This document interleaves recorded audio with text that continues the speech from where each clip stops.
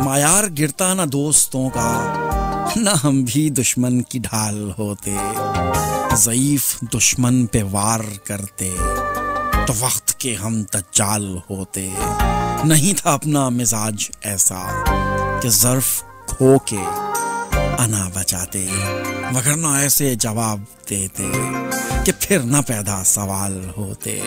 ہماری فطرت کو جانتا ہے تبھی تو دشمن یہ کہہ رہا ہے دشمنی میں بھی ظرف ایسا، جو دوست ہوتے کمال ہوتے۔ اسے مبارک مقام اونچا، اصل حقیقت ہمیں پتہ ہے، بناتے رشتوں کو ہم بھی سیڑھی تو آسماں کی مثال ہوتے۔ معیار گرتا نہ دوستوں کا، نہ ہم بھی دشمن کی ڈھال ہوتے، ضعیف دشمن پہ وار کرتے تو وقت کے ہم دجال ہوتے۔